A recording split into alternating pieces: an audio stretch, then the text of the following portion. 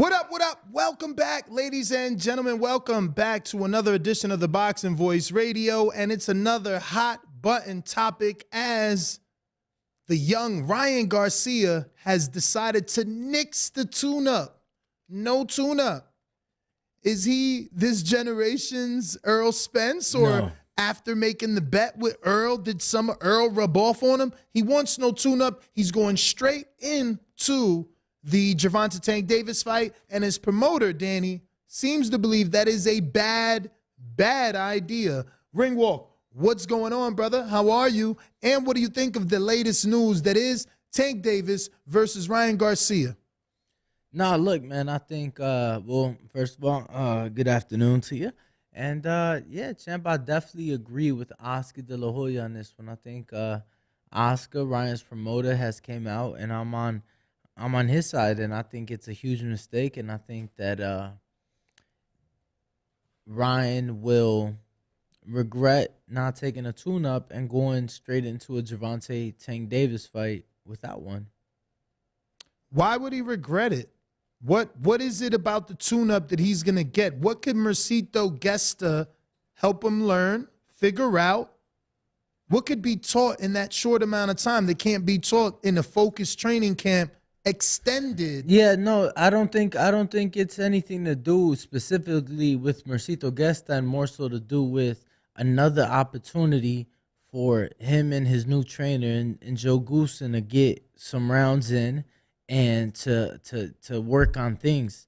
You get what I'm saying? But aren't they doing that if they nix the tune-up and work solely on Tank?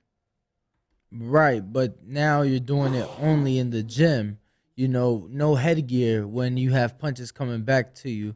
Is different in a fight. So I think that there's things that you get out of a fight that as a trainer you're able to see, your fighter able to see what changes has he made, what adjustments has he made.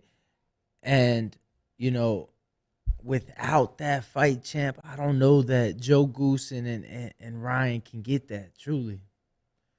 Yeah, I don't know, man.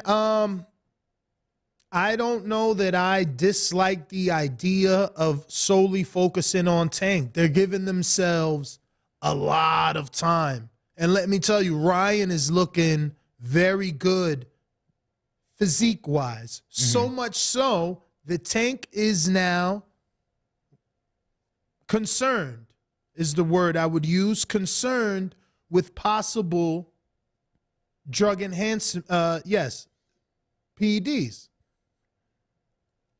He's indicated that Ryan has never looked as big as he's looked.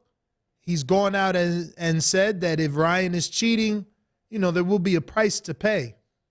And, you know, Ryan keeps looking good.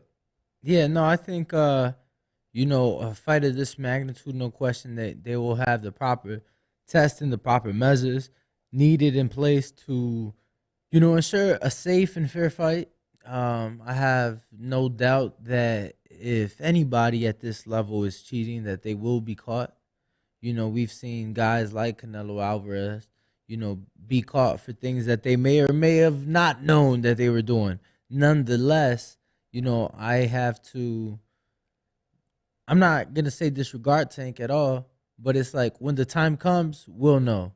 You know, if that is the case, we'll know. And if, well, I hate to be the guy to stir the pot. It's not like Ryan's coming on here anytime soon, but the streets, you know, the Twitterverses, you know, the Discord forum chats, the boxing scene chats, they are talking. They're whispering, and some are suggesting no tune-up for a possible cycling off. You know, it's tough, champ. I'm gonna be honest. I'm not too familiar with some of these drugs and how they can benefit you or not. No, definitely how they can benefit you. How exactly the process works about cycling on and off. And, me neither, man. I'm that's not my thing, and nor do I ever try to get involved in it. You know, there was a journalist that, you know, was like a crusader for that. I don't know if he's still writing. Okay. But like I said, when it comes to just this level of boxing, you're talking about Gervonta Davis, the biggest American pay-per-view star that there is at this moment, and Ryan Garcia, definitely a very popular, very well-known individual in amongst the influencers and things like that. So I think that when you bring these two worlds together, every T is going to be crossed at a 90-degree angle, right? I think every I will be dotted, singular, fine dot. Everything is going to be right for a fight of this magnitude, champ. I think I've told you on the record. I've said it here in this very beautiful studio at Blue Wire. See the shirt?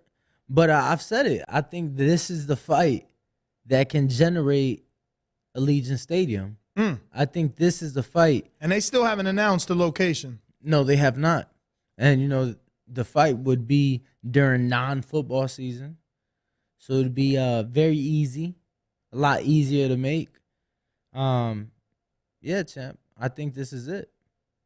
Wow, I was not expecting not to be able to find the tweet because I was 100% sure that Tank, or rather ESPN, Ringside ESPN, picked it up when Tank said what he said. But that's all right. I mean, it's not like we didn't screen share it and report on it when it initially happened. That being said, I'll have to roll all the way up because there is something still here. Here we go. And this is the topic in question. If we could get a screen share, obviously, Ryan took to his Twitter and he said, F the tune-up, bring on Tank, sparking him out in 2. He's been adamant about 2. As a bettor, would you sprinkle something on it just in case? Or is it too far-fetched for you? Nah, I think it's too far-fetched for me. Wow, no just in case, huh? Nah. Terrible. Nah, it's just... You wouldn't feel horrible if it, happened?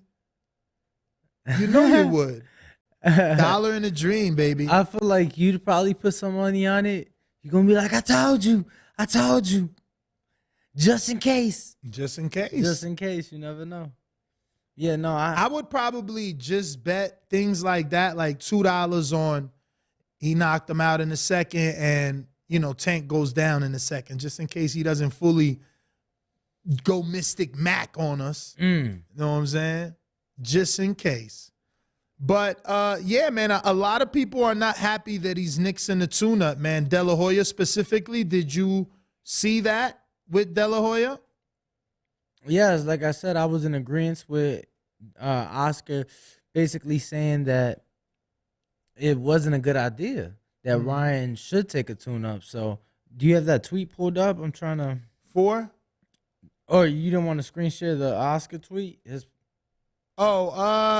send it to me. Did you send it? No. I think there's also a Fight Hub interview where he talks about the Nixon.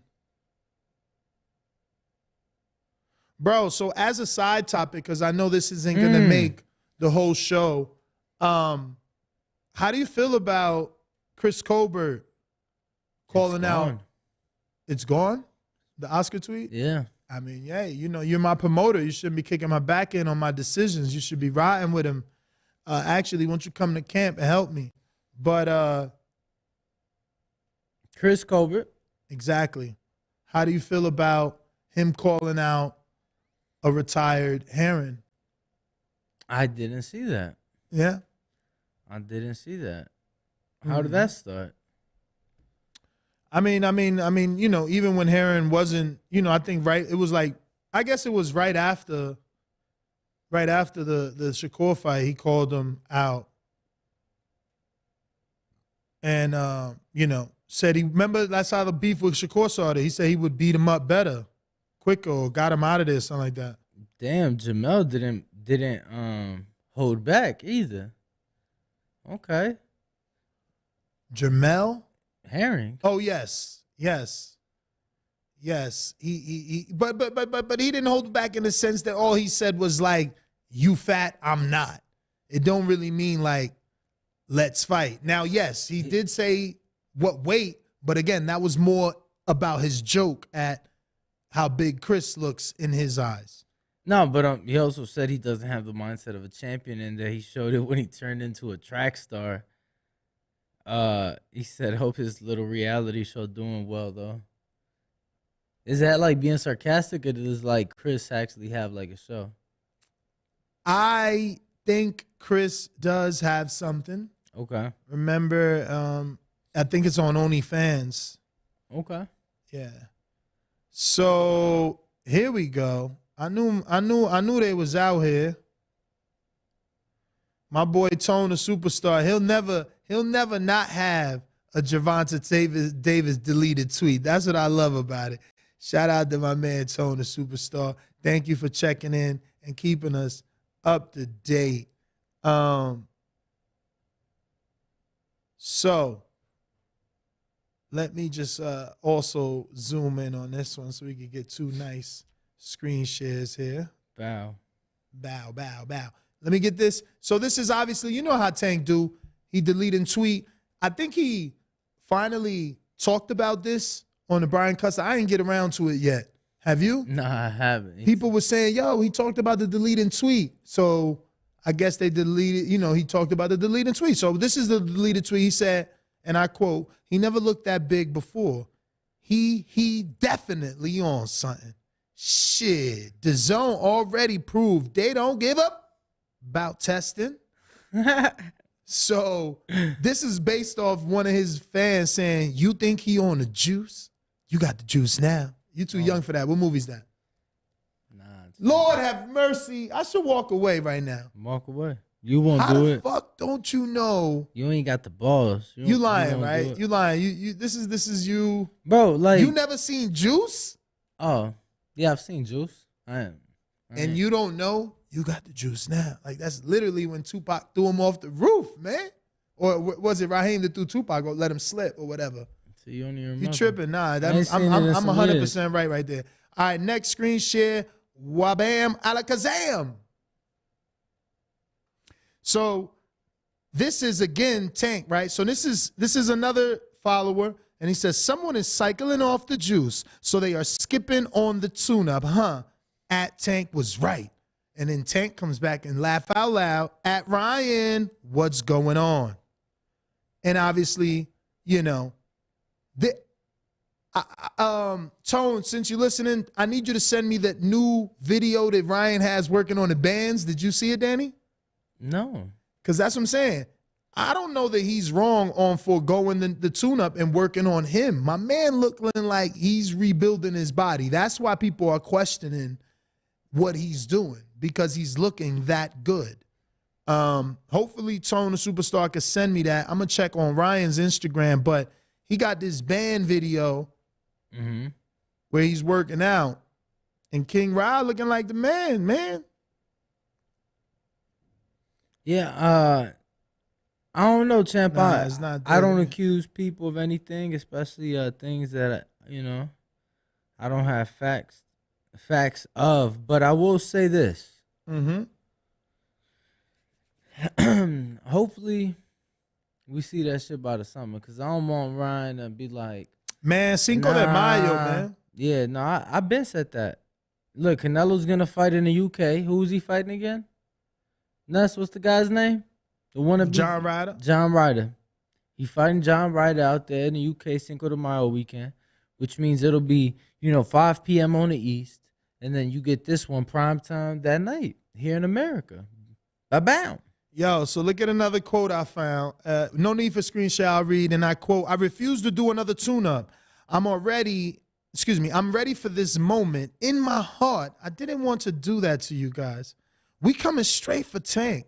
Apologize to any that wanted to see me in January, but this fight is everything. Let's get it. You guys seen me from the garage training and now to the biggest stage. #April, #2 rounds again." Yo, but that is true. He did start in the garage. That would be, a rise to the top story. I mean, it would, but I mean, we'll see, right? If he makes it work, then who can say anything? But I do feel he needs that tune-up. Uh-oh. Well, damn. Thank you, Tank. See, and this is. Oh, I was about to say, yo, why I thought this was Ryan. But shout out to King Garcia. Damn, that house looking good, baby. Oh, he looking at the Bill Haney interview. Beautiful, beautiful, beautiful. Yeah, man. So it's funny that people are, questioning Ryan. I think that it's exactly what I just read, bro. This moment is big, and, why not just focus on that? Look, you heard it here first. Gervonta Tank Davis, Ryan Garcia, Miami, Cinco de Mayo. Miami. The night before the night before the Miami Grand Prix, all the ballers gonna be at what's that famous strip club out there? Yo, you've been there because we was talking about it. I got another quote. I didn't need to look. tune Everybody up. going to live. I'm telling you that's Miami, and Florida has no taxes. It's perfect. That's a Miami fight. I don't care as long as they take Canelo's date.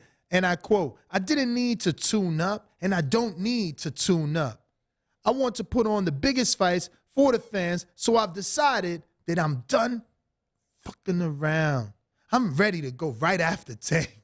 So he's admitting that it was him not making these big fights. But that's okay, because I think everything would be forgotten. Yep, everybody will be at Booby Trap and at Live if you have that Booby fight. Trap is a strip club. In Miami, exactly. That's what I'm saying. What do you think? Can you see that fight going to Miami over Vegas, or do you think that's a straight up Vegas fight? Bro, I got another quote. I just feel when it's all said and done, he'll be respected, even though he lost to me, because I'm going down as an all-time great. Who said that? Ryan via First Take. Ba-ba-ba. So he got on First Take. That's crazy. What? Like, you get on the biggest sports show in the world to talk about not fighting. Yeah, about not fighting a tune-up and instead going into your biggest fight. Step-up season, baby. What? Bro, but think about that story. Get on First I get Take it. to announce it. I get it. No, but Give us a date. It was announced. Yeah, it's give us a April. date. Everybody understands what happened. Why you putting the pressure on him like he's the one with the legal issues? I'm just saying, what are you on First Take talking about? Obviously, he's news. Stephen A. Smith ain't have him there for nothing. He's news, baby. He moves the needle. So what was he talking about? Not fighting? He talking about the fact that Tank is done. You remember that interview when he basically seen like, oh, no more running, and then Stephen tried to get into that a little bit more. Like, what you mean? Was it hard to make? Yada yada. Come on, why you acting like you don't know none of this? Huh? You don't believe in Ryan? Is that what it is? I mean, I told you Tank's gonna knock him out. And that's the optimistic little part of me, right? Where it's like, I do give him that chance because that story for boxing will be great. The first time you step up to greatness. You do the unthinkable. That's not a bad story. And if it's Ryan, see, in boxing, when you think Ryan Garcia, what's the first word come to mind? What's the first word come to mind? A word association game. I say Ryan Garcia, you say? Influencer. There you go.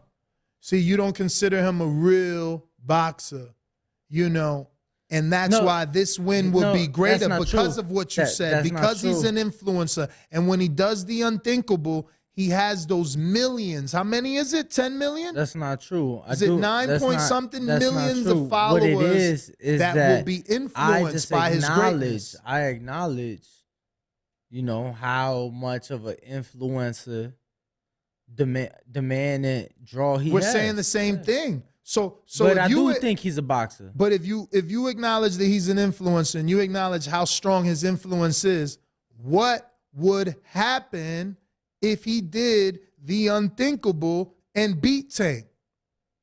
How many people are inspired? No, How many I'm people sure, does he touch? I'm sure plenty. Do you think that his rise, not only in boxing, but overall, like I know he's already super popular in terms of social media and stuff like that, but like you seen Andy Ruiz and what happened after he beat AJ. Can that happen to Ryan with Tank? Or is it just the heavyweight division is just that big and it's a casual fans division? AJ was a global star. Gervonta's definitely a star, but Not global. I mean, not as big as Anthony Joshua. And then I think Anthony Joshua at that point in time, like the thing with Ryan is he's popular enough that people know him. Like Andy wasn't even known. He had 40,000 Instagram followers, going into the fight. So I don't know that it'll be as big. I don't think he's gonna go meet the president down in Mexico or anything like that. But I'm sure he will definitely get. You don't think that the president of Mexico would invite Ryan for beating Tank? Fuck no. Bro, Ryan can't even utter a fucking Spanish sentence. Like, how's he gonna? That's exactly why Mexico would be more than willing to adapt him, just to say we got another one. Bro, come on, bro. We talking about beating Tank, man. I don't know. I think you're overlooking it. Nah. He definitely becomes bigger. I just don't think he'll be on that level where, parades when he comes home or nothing like that. You know what I'm saying? I got another one for you. He getting the key to the city for beating Tank. Maybe that's the poll. He pulls that off. He going to get the key to the city. You get what I'm saying? But he's not going to meet the Mexican president or, nothing like that. All right. If you say so, brother. If you say so. I don't know. I think that mountains will move if he beats Tank. But I think that is my poll. Let's see if I didn't forget it that quick. Yeah, I think I forgot it.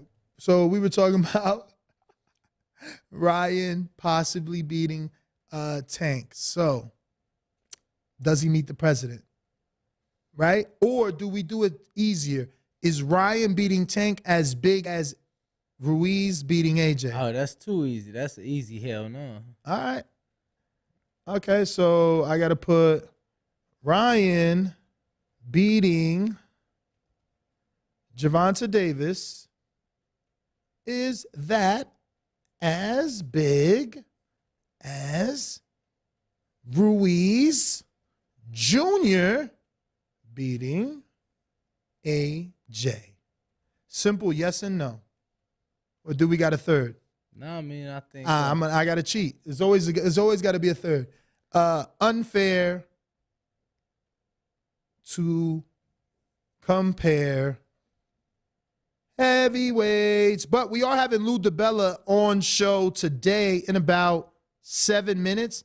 He knows a lot about heavyweights and has a gold medalist heavyweight and had the biggest puncher in the heavyweight division of the last 10, 15 years. So maybe he would answer and say it's unfair to compare. Let me see if I could put lightweights. No, it ain't unfair to compare heavyweights. That's going to be our poll. That's it right there. Danny doesn't like it because he doesn't like extra options. Yes, no, unfair to compare heavyweights. Boom. It's out there. Lou's coming on in 7 minutes. You could call in right now. 1-425-569-5241. Press 1 time. Get your calls in now before we get Lou via Zoom, which isn't really Zoom, but doesn't matter, right? And we're going to ask him all about Charles Conwell. Isn't Spencer his? No, that's Mark Taffet. And Split T. Split T is the manager. Somebody else, but whatever. Yeah, I'm pulling up Lou's Yes. roster. Geraldo Morales, shout out to you. Yes, Jardín is fire. And whenever you in Vegas, definitely stop at Jardín over on Desert Inn and get yourself some of the best that Las Vegas has to offer. Let me tell you, there's over 130 strains on deck. Not no oh, I could get this for you. Give me a couple. No. 130 different flavors. So, head on over to Halding. Get yourself some fire for the weekend. It is the holiday season. We're going to have a long weekend, so you might as well stock up now. Get them stocking stuffers ready. Listen, I always tell you guys, don't come over here meeting me, offering me drinks. Offer me a cone stuffed and packed properly. But where's my poll at? Poll right now. Wow. 33 votes in.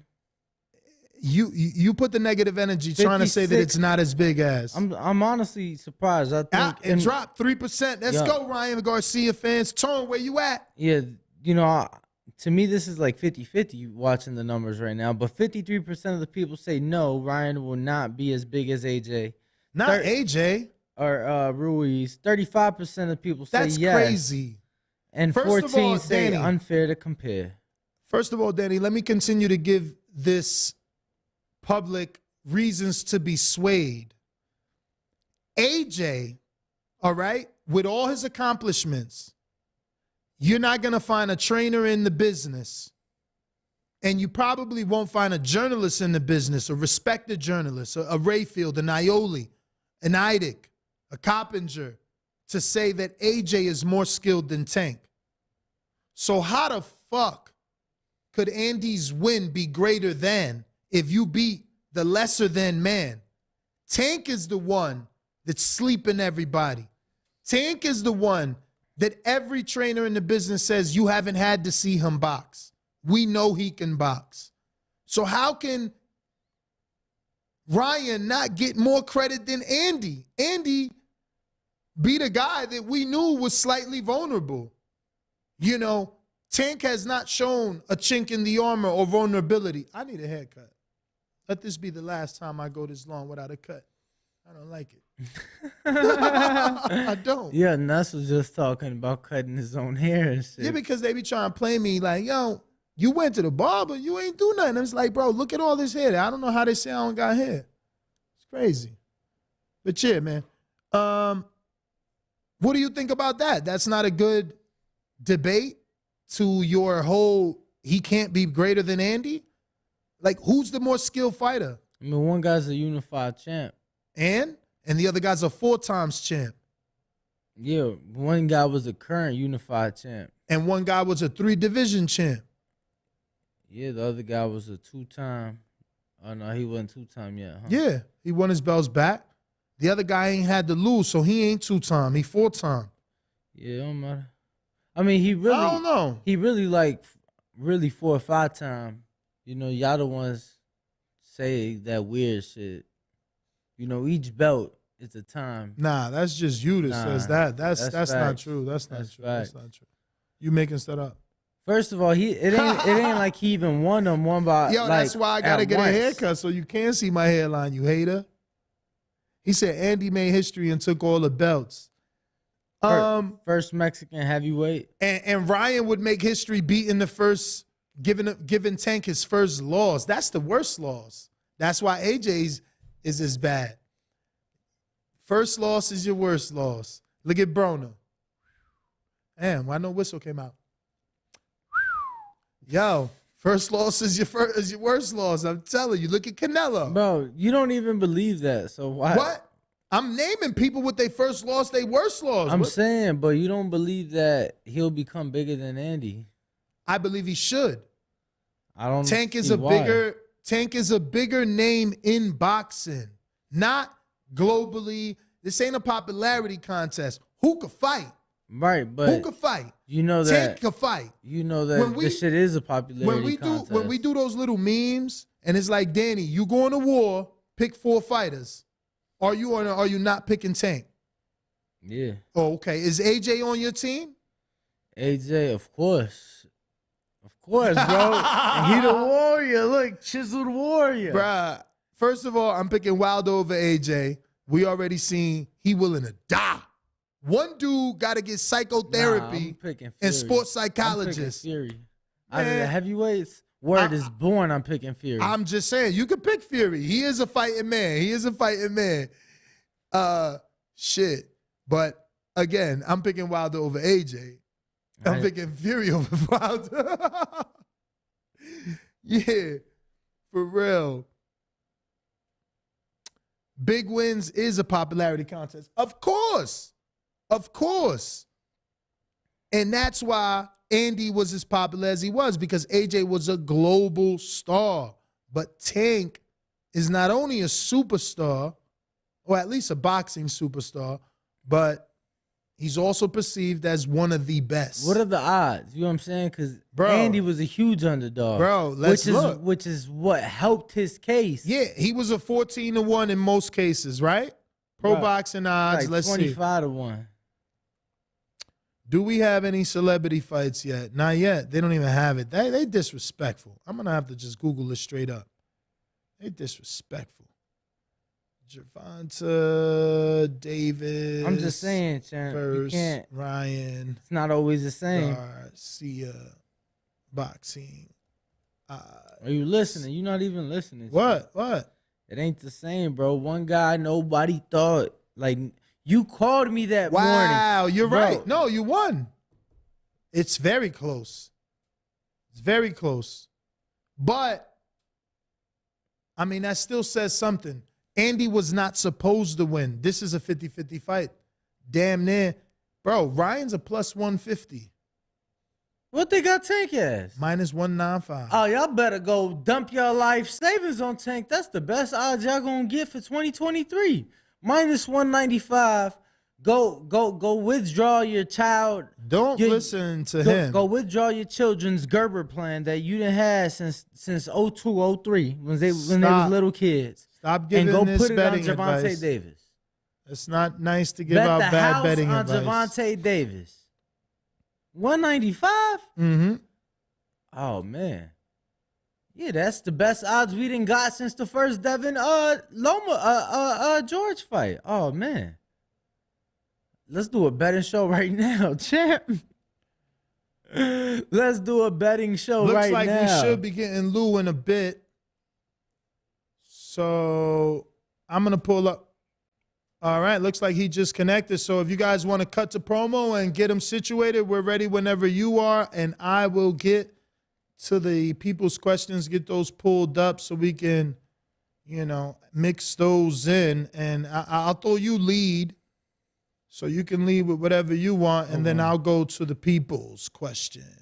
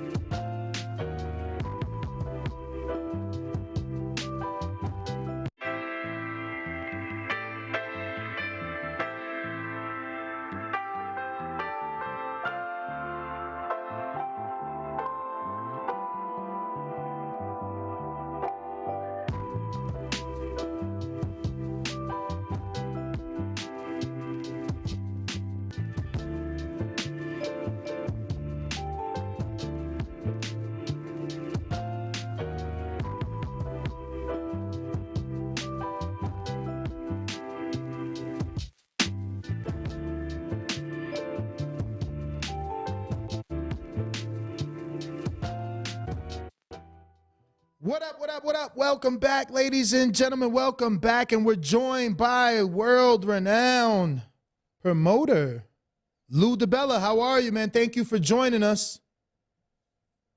Good to be with you guys. Oh, beautiful Be betting my lighting. house. I wouldn't be betting my house on Davis. At a minus 195, Lou? I think I got to be honest. That's exactly where it should be. I actually think that's like those are the right odds. All right, well let's start because But I'll tell you what. I'll tell you the bet I like in that fight. I don't even know the odds, but that fight won't go the distance. check this. I'm sure they don't have odds. No, they don't yet. have prop bets just yet. But Lou, since you were listening, do you think that if Ryan does upset the apple card, he can receive as much love and popularity and get as big as Andy did off the win of AJ? Oh yeah, bigger. That's what I tried to argue with my co-host. He said he doesn't believe it can happen. Hell no. He says he doesn't see the president of Mexico inviting Ryan to meet him. I don't give a shit about the president of Mexico. How about like half the young girls in America? How about like, you know, He has that already, though. He has the crossover potential in a lot of ways that Davis has star power. Ryan has a different kind of star power. And if Ryan can look, in my mind, the way Ryan's going to win is he's got to hurt Davis and win in resounding fashion. He's going to be huge. And if Davis beats him, he's going to be bigger. It's a fight that's going to make a bigger star. And I think that whoever hurts the other guy first likely wins. Lou, you've been in the business a lot of years. I have to ask, I was extremely critical, especially when he fought your guy, Emmanuel Tagoe. Like, that was a 12-round fight where Ryan didn't even attempt to cut off the ring. Like, it was just ugly to watch. That doesn't... It was an ugly fight, but he'd also been off for a while. I'm not making excuses, but he's big, and he can punch, and he's skilled. And as good as I think Davis is, and I think Davis is really good at a number of his fights, you'll remember, I saw him up close. He can He's also fought a lot of smaller guys, and Ryan's a bigger guy for the weight and a longer guy. And Ryan can crack.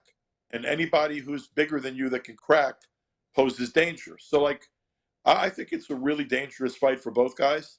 I'd probably, like, legitimately, Davis should be the favorite.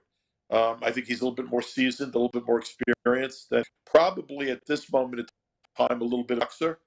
But, you know, he doesn't throw a boatload of punches, and he's never been hit by a guy bigger than he is and cracked. And I think it's a really, really interesting fight. And I also, like, I'm a Ryan Garcia fan from the standpoint of seeing how much is marketable and promotable with him if he can win this kind of fight. And if he can win this kind of fight, I think the sky's the limit for how big he can be. I think he could be at least as big as Davis is. Have you ever seen a Mario Barrios fight, Lou, in person? Because Mario's big as fuck. Mario got hit by everything, and you know, look, I'm not telling you. It doesn't really matter what you and I think about who's going to win the fight. Like, this is a fight that probably will be explosive. And it's a fight that's going to create a superstar. I think the win of it, and by the way, I'm not counting on anything. I think the fact that Ryan's not taking an interim fight is probably a good thing. I believe Davis is going to win the interim fight he's taking, and then let's see after that fight if this fight is 100% made. But if this fight is 100% made, it's definitely a real good fight for boxing because it's the kind of fight that's going to produce a star, and God knows we need more stars. Lou, because so many of the motherfuckers being overpaid in our business who think they're stars don't mean shit. Lou, this is an opinion I had. I think that this fight can be such a big fight that it makes the debut at Allegiant Stadium, the Raider Stadium here in Las Vegas. I know you know a thing or two about big events. We haven't had either guy actually tank fought in the stadium during the pandemic, but nonetheless, do you think that we can see this fight? Is it to that level, in your opinion? I don't know. I mean, I guess it also depends on when it takes place and how it's priced. I think it's of a level that would sell MGM or a convention center or an indoor arena. Okay. Could it sell It depends how it's priced. I think, look, it's a very attractive site fight, and it's a very attractive. It's a fight card that will, because of its main event, will transcend the hardcore fans. Because, like, look at all these mediocre pay-per-views that are being done. None of them are doing overs and buys, and none of them really should. This is going to go to another level. Now, is it going to go to a million buy level or a 750,000? No, I don't think so. But I think it's a big fight, and I think it'll do well at a site. I'm not so sure if you're better off going to him and selling half of it, or you're better off going to an arena and have out. And my gut probably tells me as a promoter, the latter is probably better for the sport. I don't think this is quite a stadium show. I think it's more a very hot ticket in an arena. So, Lou, obviously, I want to turn into you as a international boxing Hall of Fame inducted, promoter. You've worked with HBO. Like Danny said, you've been around this sport for some time. I just recently read a quote where it sounds like your love for the sport has changed. So I just wanted to, ask you, has it? And have you grown bitter with boxing? Do you love it the same? And if not, what has changed for you? Bitter? No. I could see how people get bitter, but I'm not bitter about anything. I'm disappointed in some ways. I don't think we're what we should or could be. I think our fans are dwindling in number in terms of our hardcore. And most importantly, I think we are losing casuals where they don't come back that many times a year because we don't give them reason to. And my love's not the same. I'm not as interested. There are too many fights where I don't think the outcome's in doubt, or I don't give a fuck about the guy fighting.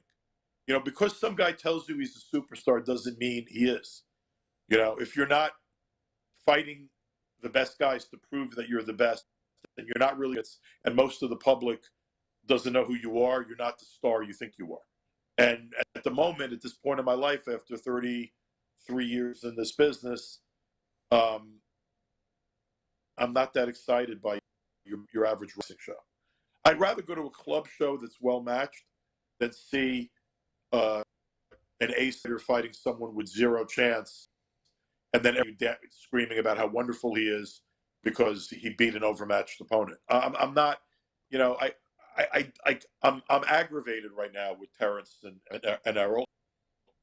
And who's to blame doesn't even concern me. I don't give a fuck. I just care that that's really the only fight I've wanted to see in that division for a while in a big way, and it's still not happening. And by the way, ultimately, if these fighters really believe they're their own men, they're their own boss, they're their own promoter, make it happen. Make it happen. Because if you guys can't make it happen, then neither can the rest of us. You spoke. So, I'm not bitter at all, but I definitely think that I get asked all the time by people like in my neighborhood or people I know from the New York City area who know I'm a promoter, know I'm in boxing for years. I mean, it's weird, but now, first they want to talk about social influencers and Jake Paul, which I don't really want to talk about. and then the second question is always the same question, which is like, well, you think MMA has hurt you guys? And the reality is, I don't buy that for 1 second. MMA we've hurt ourselves. Like we have no governance. We have no authority. The ratings and the ratings organizations, as much as I love some of them and the people in them, they're a joke. There is no proper administration. A guy doesn't get into the ratings now by merit. A guy gets into the ratings or moves up the ratings by, do they need him rated so we can get a big fight? We don't see enough fights with the outcome truly in doubt. And I'm not interested as a long-term fan. If I don't think there's a doubt, I'm unlikely to watch it, right? And if I don't, and it used to be also where there were new fighters. They would fight regularly. You'd see a guy come back and fight 3 times, 4 times a year, and the next year the fighter would fight better guys, and you get interested in his career. You'd want to follow his career. Fighters fight once a year, twice a year. And for the most part, they're not fighting 50-50 fights. They're waiting for a big fight that may never happen. And is that affecting my love? Yeah, of course it is. And it's more important than my love. It's affecting the love of fans. Now, you guys make a living doing this shit. Like, you work in it, and it's part of what you do and who you are. But there's a very small group of us that make a living doing this. Mm-hmm. And we tend to live in our own little fucking bubble, not realizing most people don't give a shit anymore. And the fact that most people don't give a shit anymore is on us as a sport, as an industry. We owe it to make more people care. And the only way that's going to happen is by offering better product with regularity, which we're not doing often enough. But Lou, how do we do that? Like, you spoke about fights not being 50-50. So this is like a two-parter here. For Lou DiBella, the promoter, when do you take the gloves off, the kid gloves off your fighter, and now he's in a 50-50 fight? Because that's traditionally how boxing is. Boxing is the promoter puts him in there with a guy that he's going to beat to build him up, build his confidence, develop him. Yeah, but dude, this blows my. I don't, like, again, I only have 20 minutes on the phone when you get back to work in about 15 minutes, so I can't go through this. But we have the same conversation almost every time I'm on, whether it's a year ago or 2 years ago or 6 months ago. Is you're ignoring the fucking nature of the beast and how the sport works right now. The reason Matchroom and Eddie Hearn make money is because DAZN pays a lot of money, and Al has had the ability to be the leading promoter or manager, whatever the fuck you want to call him. Let's just say promoter, but it doesn't matter. On Showtime and Fox, and Frank has an exclusive with ESPN, but it's ESPN, DAZN, and those platforms that are paying the money, and it's those couple of promoters that have output dealing what makes sense for them to put on television. And networks don't want to build the fighters so they can go fight someplace else. And it's just harder to make big fights. And there isn't a lot of incentive in it. And fighters have been spoiled by too much of other people's money. These platforms like DAZN, when they first got in, spending crazy money. And then look at all these new players. Triller comes in, until they blow their brains out, they pay too much money. And then some guy comes and gets Terrence Crawford to agree to do a fight, and he blows his brains out, and he pays too much money. And some promoter from California has some wealthy guys behind him, and he wins the fucking purse bid, % more than anyone with a brain would have paid, and gets the rights to Prograis. And even though he's well-intentioned, and he goes through with the fight, and he pays everybody, he blows his fucking brains out. But the fighters get overpaid. So you have all these fighters overpaid that then don't want to fight the biggest and best fights for fair wage. They want to be overpaid. But guess what? The people with the money, and including, once you get to a pay-per-view level, including the DAZNs and the ESPNs and the Foxes and the Al Haymans and the Matchrooms and the Arams, don't want to blow their fucking brains out economically either. So you get the fighter, the A-side fighter, to take less. Why is he taking less? Because he can't lose. Why can't he lose? Because it's not a real fucking fight. Why can't lose? Lou, so is anybody doing it right? If all you motherfuckers, stop it. If all you motherfuckers want to buy tickets or want to go to see you, but that's why we're not where we were 25, 30, 40 years ago. Because back then you actually saw competitive fights with clarity. Not that there weren't stinkers, not weren't appearances fights. Every great champion, didn't want to take a break in between really hard fights to fight one that might be easier. They did. But now it's fewer and far between. And now it used to be, at least when you said pay-per-view fight, 25 years ago, 20 years ago, maybe even 15 years ago, but things were starting to fade then already. But even then, you sort of knew what it meant when someone said a pay-per-view fight, right? What's a pay-per-view fight now? I don't know. Because a lot of them are completely non-competitive. A lot of them I wouldn't even think about fucking buying. A lot of them, most of you guys are stealing. Why are you stealing? You want to see them, but you don't want to pay for them. And what's the pay-per-view fight even mean anymore? It just means that someone's not willing to pay enough, put it on regular over some kind of linear television or even pay cable. That the only way it's going to get made is pay-per-view dollars. And by the way, a lot of the fights now happen on pay-per-view because the guys that control the platforms understand that the only way to meet the fighter's expectations is to say to the fighter, if you think you're that fucking big, okay, we'll put it on pay-per-view and you'll get most of the money generate. And if you don't generate it, you don't get it. And by the way, that's legitimate. I would do that as a promoter. If a fighter's saying to me, I'm a superstar and I'm going to do buys, okay, you're going to do 1 million buys? Well, you work on that, then work on the upside, right? If you're really going to do 1 million buys, work on the upside. So basically, you're saying you agree with the way that Al Heyman went about the contract for Earl and Crawford? No, because I wasn't fucking there. And I know Al better than almost everybody else, and I'm not opining on it, on anything other than the fact that Al's a really smart guy, and at this point in Al's career and this point of PBC, interested in doing something really from a business perspective. That's why is he not doing that? He's a very smart guy. And by the way, fighters don't deserve to earn more than they generate. They don't. If you can't sell tickets into an arena, then you shouldn't ask so many questions about what you're getting paid. If your pay-per-view numbers, Tank Davis and Ryan Garcia have more of a right to argue about what their purses are than guys that can't generate any money. Why did Kambosos and Haney get well paid in Australia? The money was there because they generated it. Why is George Kambosos? He's lost those 2 fights to Haney, and why did he do so well over his last 3 fights? Because generate money. And by the way, people in America have to understand, particularly right now, it's a global sport, and there are other markets, frankly, that are stronger than ours. But if a fighter is capable of generating money, if a fighter really has a following, he deserves to make more. And if he doesn't, he can't. And if his expectation is, well, if you want me to take some risk in order to get, to get, hey, I don't really risk unless you're over me, then it makes some sense that fighters are going to fight less frequently.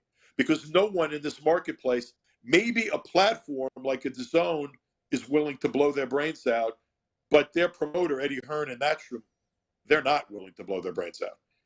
And ESPN right now, they really value boxing as programming, but they don't value boxing like they value league sports. They don't value boxing like they value UFC because it doesn't do the same kind of results.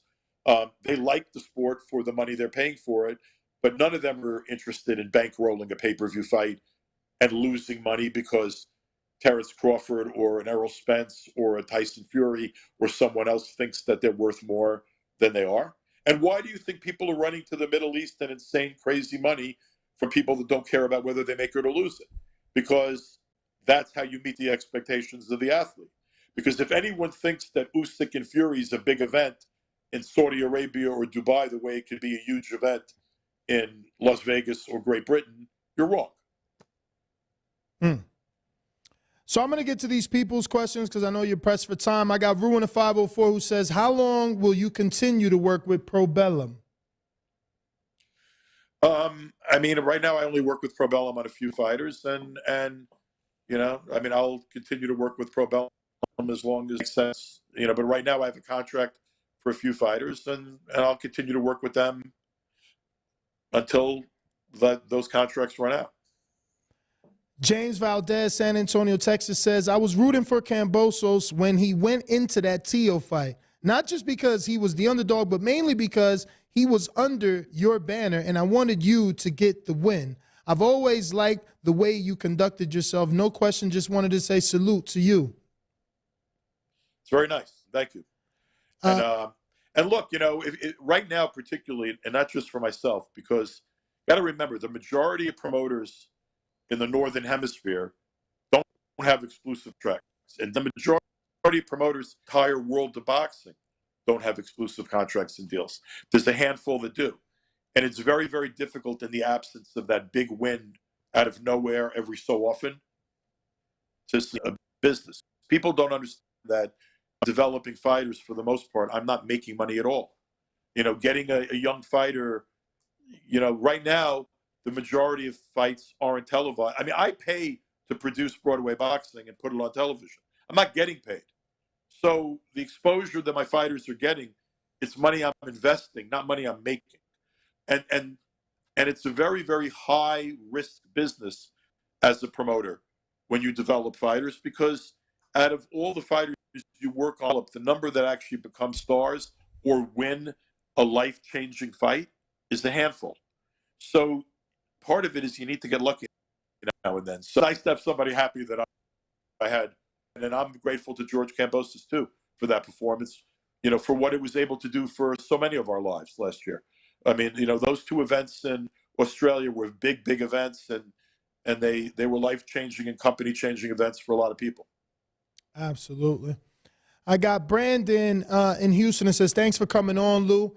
I have long said that fighters who do not go through with mandated fights for non-injury related reasons should be dropped from the top 15 of that sanctioning body and dropped from any other sanctioning body they were in. The bodies do not rank champions or other bodies, of other bodies. So that proves that they can all work together in terms of rankings. As a manager promoter in boxing, can you tell me why that would not be good for the sport? Look, the fact that the ratings don't look the same in all the organizations, the fact that there's so many differences, and the fact that so many inept fighters that fight nobody are ranked. The ratings are politicized. The ratings aren't fair. They're not fair in any of the organizations. If you turn down a mandatory, you should come out of the ratings. If you've lost your last fight and you've been inactive, you shouldn't move from out of the ratings to no, because somebody with money is going to put you in a big fight. But that happens every month. I mean, there's a dude, and I don't know, I think his name is Boog. I follow him on Twitter, and he pays a lot of attention to the rankings, and he always correctly theorizes who's going to get a big fight because of where they move into the rankings, and he's generally right. There are guys that can't stand up that are rated, and also a lot of politics, and a country will have a fighter. Guys will go to Mexico and fight on shows against horrendous opposition, where basically is as close to a fixed fight as you can get, and win 5 fights in a row, and that's justification for charging up the ratings. There are so many. There's a guy, Tim Boxeo. He follows all the local club shows worldwide. Mm-hmm. Follow his Twitter feed, and you'll get a kick out of the jokes, the setups, the dives, the stuff that goes on worldwide that justifies people being in the ratings. Not to mention, the overt corruption that's involved in some of the ratings. So, I mean, dude, I don't pay fucking credence to the ratings. They're full of shit. And honestly, trying to sit there and figure out how to fix them, I spent a lot trying to do that. I'm past that. Because, right now, man, I don't, there's nothing fair or just about most of the ratings. And that's another reason you see so few. Mandatory should mean a guy that's earned the right to be there, that's perceived as being able to give the champion a tough contest. Mandatories are no hope. It just tells you everything you need to know about the state of our ratings in boxing. How much time we got, Lou? I mean, I'll go a few more minutes, guys. All right. So I'm gonna skip David and come back just in case we run out of time. I wanted to bring up obviously Stephanie McMahon of the WWE publicly coming out and saying that they wanted to look into making some acquisitions in boxing. How'd you receive that, and have you reached out? No, I had a and I have a very good marketing apparatus, and I think they see potential in a business that could be rolled up, probably relative. I mean, their company's worth the whole publicly traded. Look at that was paid for UFC when UFC got purchased. It's billions of dollars. You could wrap up the entire industry of boxing, or the majority of the power structure, for a fraction of what it would cost to wrap up another sport. Also, remember the guy that's now running with Stephanie and her husband, a Triple H. This running WWE is the same guy that made the deal for Aram with ESPN, Nick Khan, Correct. who was a huge CAA agent. So I'm sure Nick, who's a very smart guy, there's potential opportunities in boxing if you were to wrap up the sport and really, so it's no secret that Heyman's out there and looking to raise money on occasion. It's no secret that Top Rank has been for sale. Secret that Eddie was looking to sell a portion of his, economic interest in Matchroom to venture capitalists. I mean, all this stuff's not a secret. And if you're out there and you're thinking to yourself, you know what, like maybe I could wrap up boxing the way I wrapped up UFC. Now, UFC has competition with Bellator and PFL. The reality is they have an incredibly strong hold on that industry.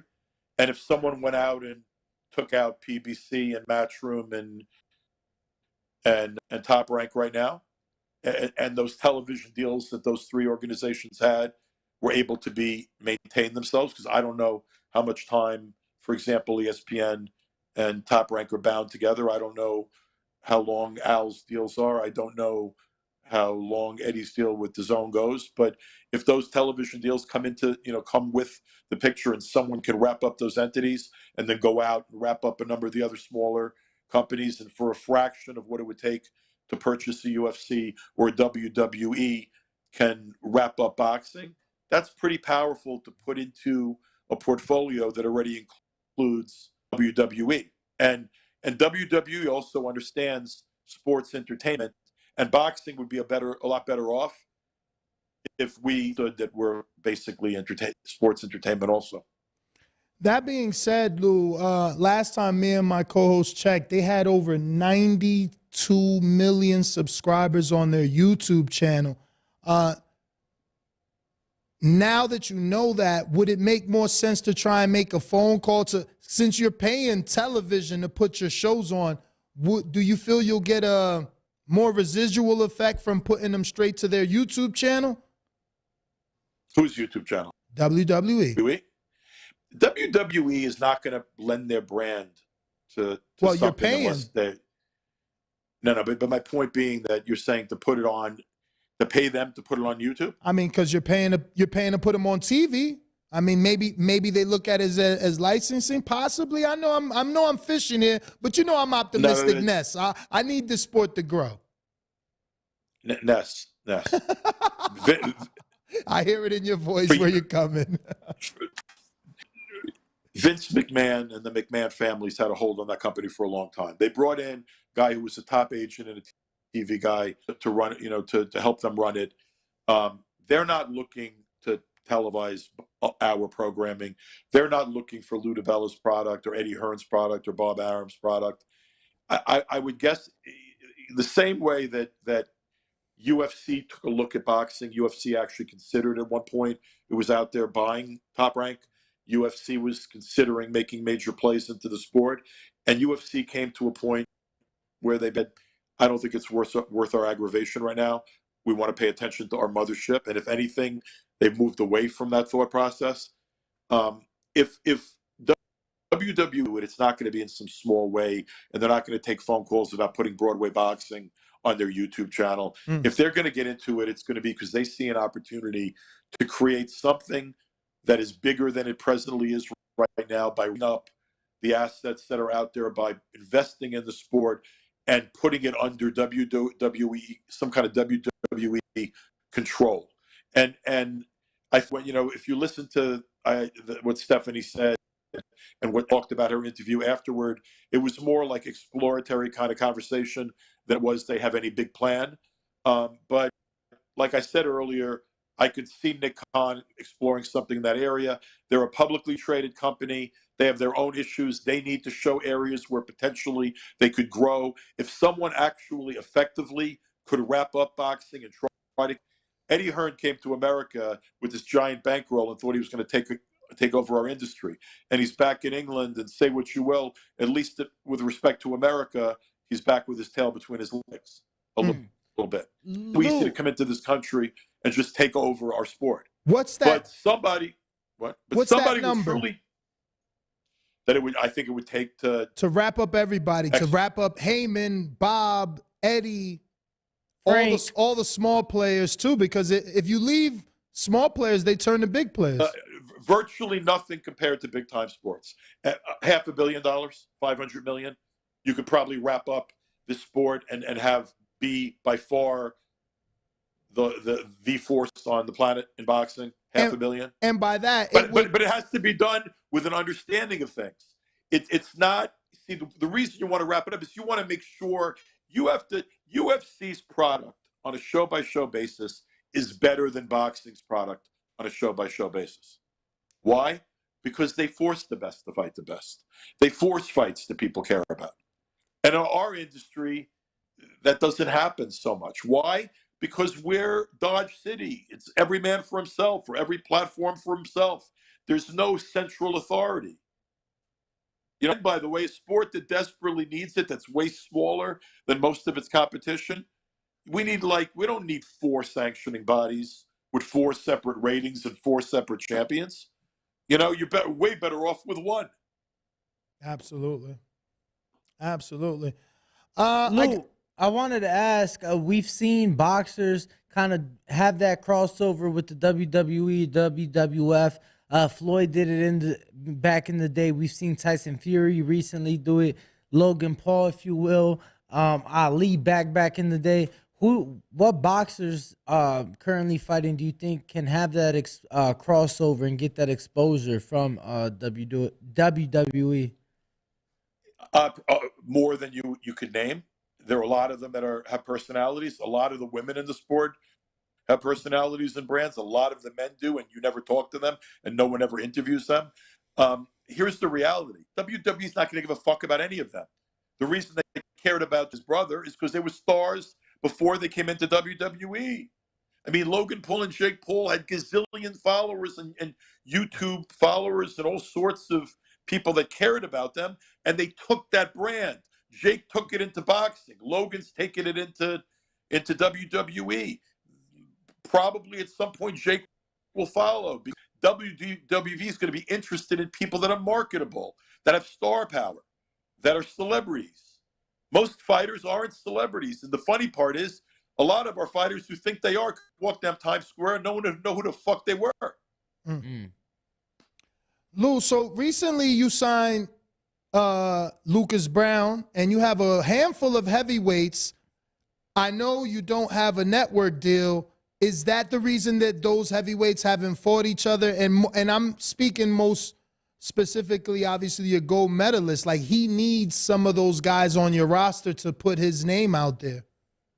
Well, I'm signing more heavyweights because there's a lack of professional heavyweights. And frankly, heavyweights need fights and they need to be developed. And right now, the platforms that are giving their monies to their exclusive promoters, those guys aren't really developing opponents. They're servicing the needs with the budget they have of their stars. And, you know, heavyweight division right now, there's literally nobody for people to fight. How do you develop a young heavyweight?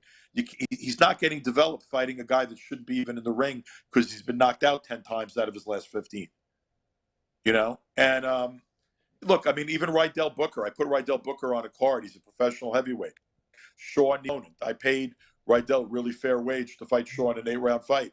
He made Shaw work, and he went 8 rounds. His next fight, he knocked out an undefeated German contender in a fight where he was supposed to be there. I mean, like, guys like Booker, guys that can go out there and beat people. I got confused. The guy that I mentioned and knocked out the German was Curtis Harper, who I just used for Jalal. Christian Thun. He also beat Christian Thun in Florida. Right. And those kind of fights create opposition for guys who need professional opposition.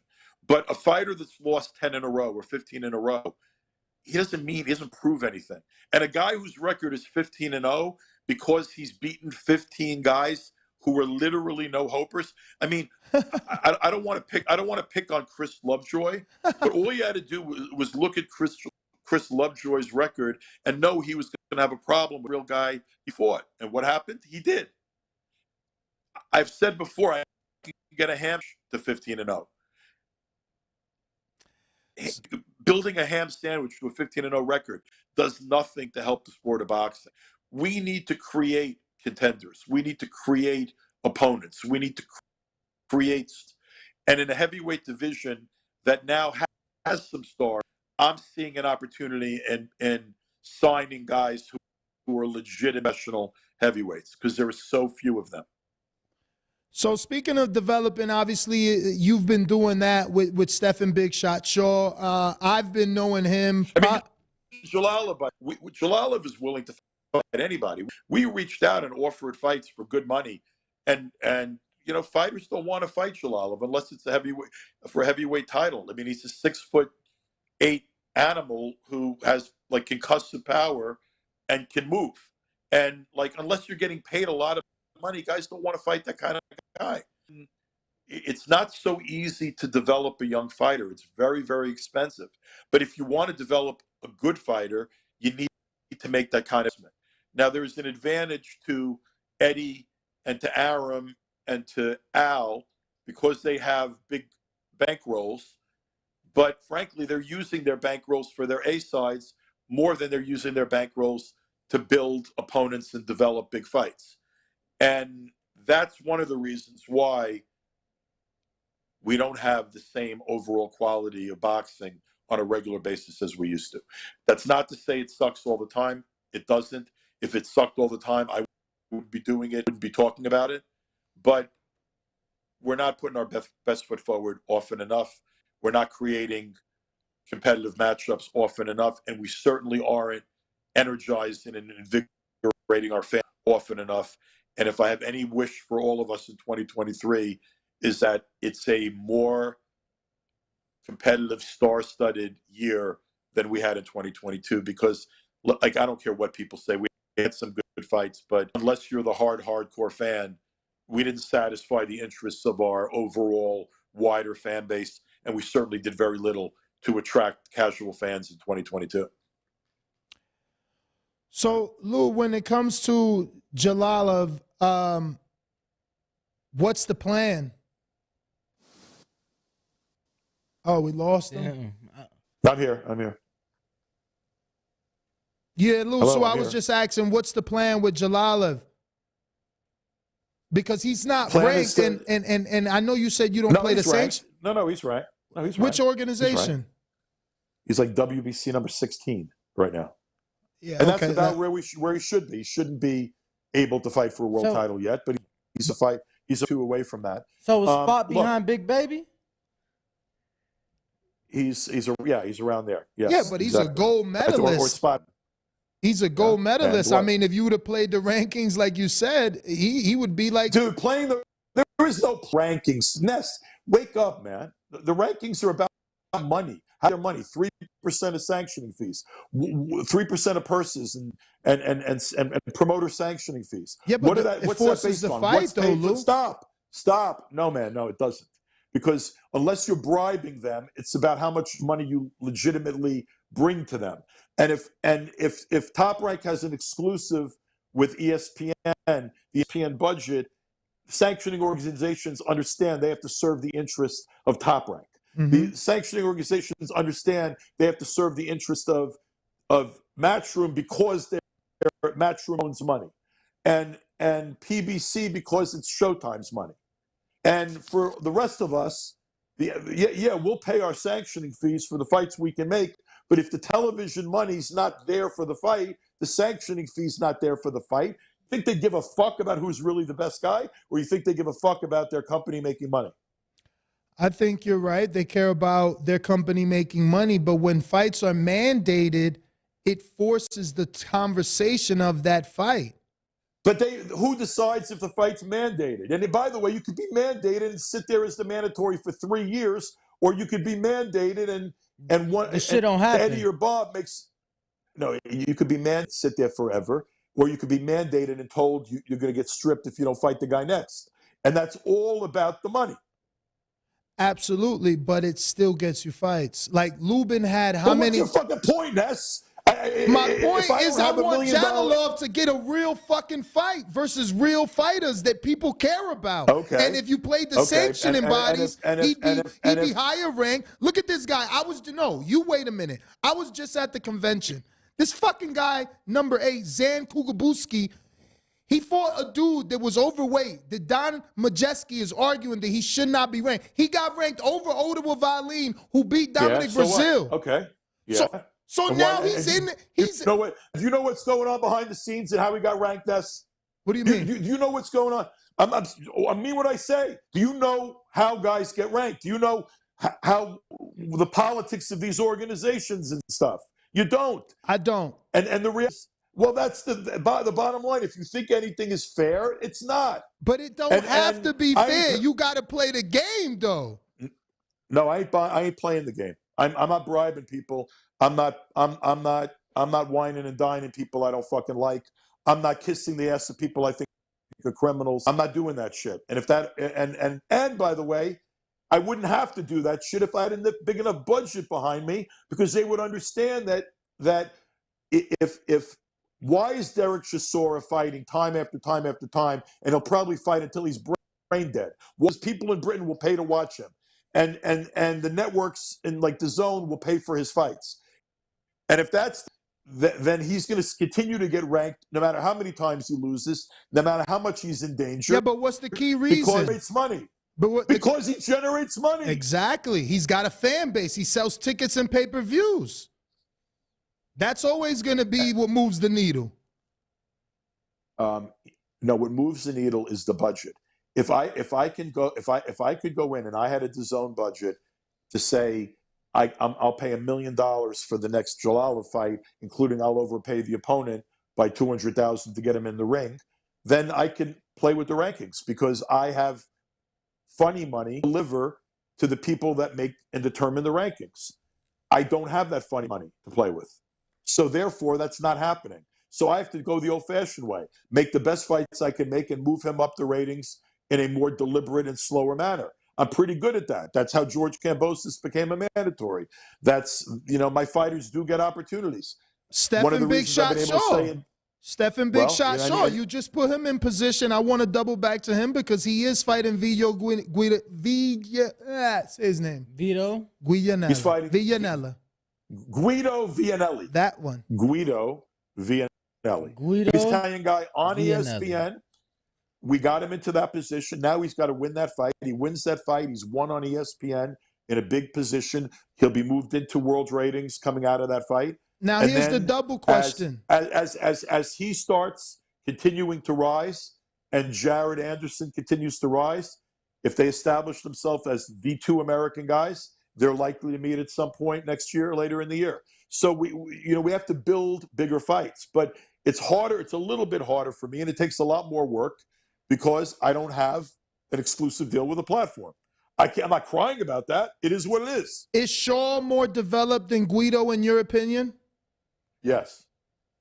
He's fought way better guys. He's beaten better guys. He's been more tested. He's seen different looks. Look at Shaw's record. He's fought a lot of guys with winning records. He's more prepared for that moment, absolutely more that moment, than Guido is. Doesn't mean it's not a tough fight. It is. It's a good fight. So is the Jagba fight with Oscar Rivas. That's the headliner on that ESPN show in January. They're good competitive heavyweight fights. That's exactly, by the way, the kind of show we need to see more of, because the winner of Effie and Rivas moves on to a bigger fight. The winner of Guido and Shaw moves on to a bigger fight. I think Shaw's going to win. I wouldn't have invested all the money I have in him over the years if I didn't think he was that kind of guy. But we need those kind of fights. Do you remember all those when you were kids? Because I know you guys watch this shit, like the Nights of Young Heavyweights that would be on HBO, and going back years, it would be, and even Cedric Kushner would do these shows, and Don King would do shows where you would have like up-and-coming heavyweights fighting one another. And if it was a great fight, it didn't really matter if a guy lost, because if a heavyweight loses and he loses well, he's still a top heavyweight. And we need to have more of those kind of fights to create narratives in the heavyweight division, because the heavyweight division is still the glamour division.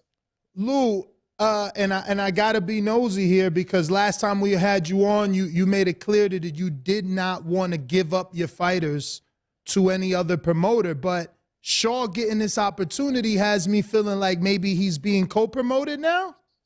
No, he's been co-promoted his last couple of fights. Look, if it's fair, I'm happy to co-promote and do a deal. And look, sometimes you have to. Now, by the way, there are people out there. I don't try to do that kind of shit with anymore because they don't know how to be partners with other people. But if I'm offered a situation that's good for my fighter and it opens up a platform for him and an opportunity, I'll do it. But as I've proven with my own money time after time, too, I'll make sure my fighters keep fighting and they're busy and that I manipulate them and get them to the right situation, even if I have to invest my own money. And there aren't a lot of people doing that right now. And by the way, I don't blame people. It's very expensive to do that. It's a high risk. Look, I'll be honest with you guys. I enjoy the baseball part of my life now probably more than I do the boxing part because I love baseball like I love boxing, but my businesses make more sense than my boxing business does because the entire industry doesn't make economic sense. And by the way, if Eddie can sit there and contradict me, tell me I'm a bitter old guy and everything makes sense and look how well I'm doing. Well, if all your eggs are in a DAZN basket and you're making a shitload of money, but DAZN's losing money, there's something wrong with that whole picture. Now, God bless you that you're making money. God bless you. And Matchroom's doing great. But your benefactor and the people that are paying your bills aren't making money. That's a problem. And it's a problem where fighters are paid so much that the guys that have the exclusive deals and have the platforms still are releasing undefeated fighters, are cutting ties with pound-for-pound fighters because their expectations are too great. The whole way our business works on the upper levels is irrational. And that's one of the reasons why you see the Trillers pop in and become a force. You see, what's it called? BLK Prime? Yeah. Black Prime or whatever they call themselves come in and, and do their thing. You see people running in, and often those people get out almost as quickly as they got in because they blow their brains out for tens of millions of dollars. And no one turns their money down when they're in the industry. Having a business structure for an industry that's as irrational as ours is does lend itself to the sport being what the sport can be. I said in my Hall of Fame speech that I still believe that boxing is a sport of kings and queens when it's done the right way. I think a great night at the fights is better than anything else. I think a sensational, well-matched championship fight is like nothing else. But it's few and far between. When's the last time we had that, Lou? You brought up Black Prime, Lou. They're using Christy Martin in Atlanta for that Broner card. What's your thoughts on, I love Christy. She's a good woman, and she knows how to run an event. I mean, look, if their checks don't bounce and they pay the people they're supposed to pay, then I don't hate on any to this industry that's going to put money in good intentions.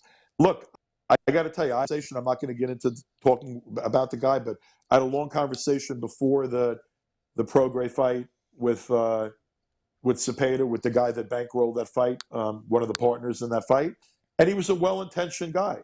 And I think he now knows that it's not as easy to come into our industry and think you understand it, that taking chances in boxing can cost you millions of dollars really, really quickly. Part of the problem is everybody sees our sport so easy to enter and sees stupidity from a distance that they think they can come in and fix it. But coming in, if you think come in and fix something you know very little about, then you're being really naive. And I don't want to see anybody fail in boxing. But I want to see our sport be what it can be. And right now, it's a little bit of a hot mess. Mm. Yeah, that is unfortunate. But Lou, we got. But by the way, we're not going anywhere, Ness. Nah, we are eternal. People, I hope we're not. as eternal as pornography is, because people will always fight for other people's entertainment. People will always fuck for other people's entertainment. There are things that are just innate in human beings: sex, violence, competition. You're right. Mano a mano, woman against heart over athletic ability. There are many attractive elements our sport from a human interest standpoint that we are never going to die. But doesn't mean it's not sad to me where we are now compared to where we were 30 years ago, because it is sad to me. Two-parter. Does Franchon Cruz beat Hannah Gabriels, and does she fight Shadeja Green or win or lose that fight? I don't know, but I'd love to see Franchon again. I love Franchon, and I think she's a real good fighter. I think Franchon and I think Hannah is a beast. I think Hannah there's no accident. If you look at the curve of girl that really gave her the hardest fight was Hannah Gabriels. Hannah Gabriels and Savannah Marshall second. But I think Hannah Gabriels and Franchon would be a fight of the year candidate. And I know Franchon too well to ever take her lightly, but I think that'd be a great fight, and I would probably bet on my own girl, but I think Franchon's a great champion, and that's a terrific fight. But and look, there's no reason why. Look at the women's game, by the way. They hesitate to fight each other virtually never. Like, it's so much easier to make the best woman fight the best woman because they don't have the attitude and the luxury having been pampered and overpaid and spoiled the way so many male fighters have had. And part of the reason why we don't see the mega fights happen with the frequency they should happen with is artificial expectations that need to be controlled. Lou, is that a heavyweight fight for Franchon and Hannah at 176? I mean, look, if I'm Franchon and I'm light and I have her belts, I probably would do it as go up and wait and fight for the undisputed heavyweight title. Try to make that fight happen. There's not a lot of female heavyweights, or really, if heavyweight technically in female boxing is an ounce above light heavyweight, right? So, to make I think Franchon and Hannah for the undisputed heavyweight belts. Franchon weight. It's a good economic move for her because she keeps her belts if she loses at the higher weight. I think that would be a way to entice that fight to happen. And I think that's a fight that would be a terrific fight for women's boxing. Where are you looking to do that? I don't know, but it's one of the things I got to reach out and talk to Franchon's people about. But I think and talk to Franchon about. But I think it's something that is certainly possible. What? And Lou. I heard the fight's done. Yeah. What are we talking about here? I literally spoke to Hannah. She's saying it's done. Well, then it'll be announced shortly, Ness. Come on. Where, though? Hey, that's what'll be announced shortly, I guess. All right, you didn't answer the second part. Is Franchon going to fight Shadeja Green after that fight? I don't promote Franchon. To ask her that. And by the way, she has to get there, right? All right. Well, Lou, I don't want to take any more of your time, man. We do appreciate you. Thank you for coming on the show. It's been great. Lou, before you go, just want your thoughts on yesterday's game. I saw you were tuned in, as was I. Which one? I mean, the one you called the best football game you've ever seen. Oh, my God. I mean, was it technically the most perfectly played game? That wasn't the issue. Have you ever seen ebbs and flows of emotion and comebacks like that? And, inhuman performances by a guy that may have been the greatest of all time against a guy that may be the next greatest of all time? I mean, you really, you had Mbappe, this incredible young player who's only going to get better and only going to get bigger worldwide, and Messi, who I've thought for a long, long time is the GOAT. And to see those guys play at that level and see a game played with that level of emotion, that was the best advertisement for what most of the world calls football and what America calls soccer that I've ever seen. Like, and I know that my friend Dana White made some comments that were negative about soccer. Watch that fucking game, and if you can't appreciate that game, you don't get it, period. Yeah, I was flipping the fuck out. I had money on France, but I covered on Mbappe. I had money on Argentina. And by the way, I had money on Argentina, not a lot, but I had money on Argentina because I was with them and I wanted to bet on my rooting interest. I thought France was going to win because look, honestly, France was the better side in terms of talent, but and youth. But you know, you had two old guys, like the stuff that Messi and Di Maria did early in that game, and then the resilience of Argentina to see it through and win that game after it had to be deflating to be up like they were, and then have to be in a allow them to come back situation. Right, exactly. Allow them to come back. I mean, that was as great a soccer game as I've ever seen. Lou, let me slide two fast ones here. I didn't ask this because I thought it was obvious, but they're asking who on your roster do fans need to be tuned into? I thought it was obvious with, Jalalov, Conwell, but anybody. Conwell and Jalalov. And look, Conwell, part of the problem with Conwell is that Al's had such a hold, the PBC has, on the 54-pound division, but I'd love to get Conwell in that PBC mix at 154. Even if it meant doing it, I mean, I could do a deal over there. But Conwell deserves to be in with the best because he's one of them. And Jalalov, I'll be very surprised if before he's through, Jalalov wasn't the heavyweight champion. What do you mean before he's through? Before he's done with his career? In 6 months. Yeah. I mean, he'll be heavyweight champion at some point in his career. All right. Well, Lou, man, by the way, here's another one. Everyone's willing to ordain Jared Anderson the best American heavyweight. And certainly he's one of them. And anybody who follows me on social media knows I love the guy as a fan.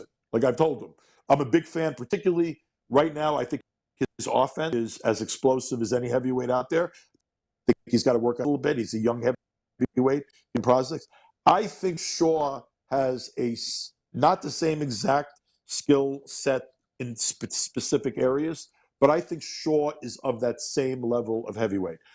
Don't sleep on Stefan Shaw. Stefan Shaw is one of the best young heavyweights in the world, and he's going to prove it in 2023. So, yes, Jalalov, yes, Conwell. I'm going to give you another one. Really pay attention to Stefan Shaw and what he can do. Other thing I want to see in 2023, I want to see some of my younger light heavyweights get an opportunity. And I want to see Hot Rod, who's not such a young light heavyweight, but whose only real loss was to Beterbiev, who really beat Marcus Brown. I want to see him get one of the division guys in 2023 because he deserves it. His manager was at the convention. He got denied getting a better ranking because he's been inactive. He hadn't fought since the loss or something like that, right? No, he's fought. But the guy that he fought wasn't of that caliber. Yeah, but if the other guys, and you know what? I get that. That's one of the great challenges of boxing. But if you're a legitimate contender who's with somebody who's not one of the exclusive platform promoters, they don't want to put their guys into a high-risk situation with someone they don't have.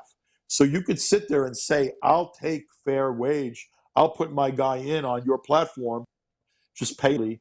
They'd rather get a bum from, I don't want to say bum because anyone who gets in the ring and risks everything, that's not the right word. But if they want to get a no-hoper and just pull a guy off, they'd rather do that than create a competitive matchup with a fighter they don't have.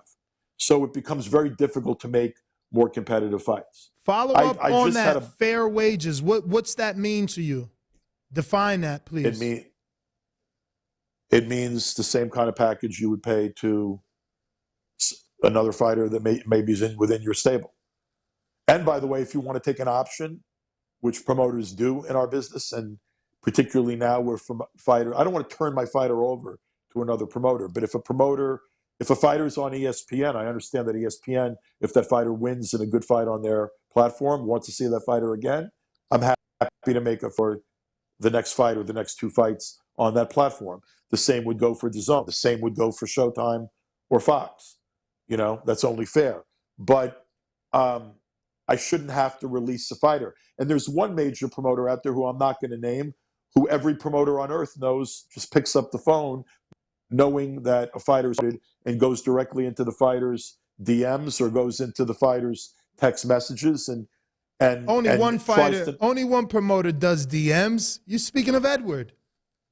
I'm not speaking of. I try not to speak of Edward. I'm not speaking of anybody. But the reality is this: it's that part of the way to do misfights happen, make it a little bit easier for that to happen, is to treat each other like intelligent businessmen and treat each other like human beings. If we try to create more, it's not only going to serve the interests of the sport in a bigger way, it's actually going to serve our economic interests too. Because a stronger sport inures to the benefit of everybody, right? But you don't get a stronger sport by trying to be your own UFC. Particularly where it's been proven in boxing, you fucking can't do it. You fucking can't do it. And maybe if DAZN would have had the attitude of not giving a king's ransom to Edward, but taking that king's ransom and trying to consolidate the industry, they would have had a lot more success. Lou, because I don't want to let you go. No one promoter is ever going to own or control boxing. Yeah, no I'm one with promoter. You. I'm with you. My hope, and again, we all know I'm overly optimistic, but my hope is that DAZN gives all the promoters, dates because they have the broadband. They can do it. Well, first of all, you have to care enough to do that, and you have to have staff dedicated to doing that, and you have to have a boxing department. And most of these people, the only, what differentiated DAZN is DAZN was more dependent on boxing than ESPN or Fox or Showtime. Showtime's primarily is overall it's a service and a pay cable network, and they care about programming that people care about, not just sports, not just boxing. And Fox and ESPN, all these networks have a portfolio. In a lot of markets, boxing was the primary sport that DAZN was able to enter, and that's at stake. But an exclusive deal with one doesn't give you any to offer great programming. If you want to offer great programming, you need to be working with everybody. Yeah. And the problem right now is ESPN. You could argue that Bob will work with a lot of people. I have a great relationship with Top Rank. I could do a lot of things with them. But the reality is ESPN's not open to me. Fox is not open to me, other than on a Showbox 2 a year. Showtime's not. So, or frankly, anybody else. Mm-hmm. And an entity or a programming service getting in and saying, I have a major budget, but I'm not doing a deal with any one promoter. I'm just buying product. So offer me the biggest and the best fights, and I'll put them on the air or I'll distribute them for you. That would be a great opportunity for someone to do that the right way. But that hasn't been done the right way in a long time. Yeah, man, let's hope that we can get it done. But, Lou, I know I said that was the last one, but I don't want to let you go without asking your thoughts on Terrence releasing information that he had an entity that would pay $25 million apiece. 25 for him, 25 for Earl. I don't. But that's all bullshit, bro. Unless the money, I could sit there and tell you I got an entity that'll pay me $100 million.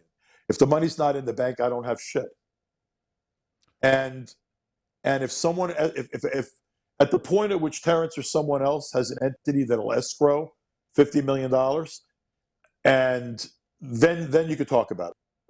But saying I'll pay this and that, there are carnival barkers all over the world, and there are carnival barkers all over entertainment, sports, and everything else. And people are full of shit.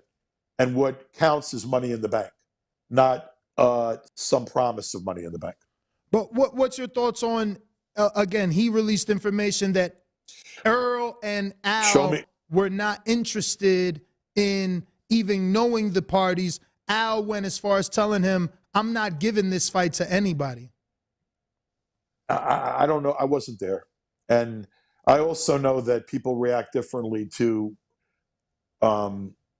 big talk than they do to the posting of big dollar. And if someone said, Al, if someone posted $50 million with a major law firm, a major LA law firm, Al knows them all because he's done business with them all in either music or boxing. And that law firm called and said, I represent this entity and they're interested in making this fight. And I have $50 million in my escrow account to prove it. I promise you Al would talk to them.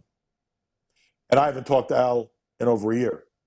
But I still promise you I would talk to them. Crawford says he went as far as telling Al, like, they know you. They, you know what I'm saying? Okay, well, and maybe Al knows that they're full of shit.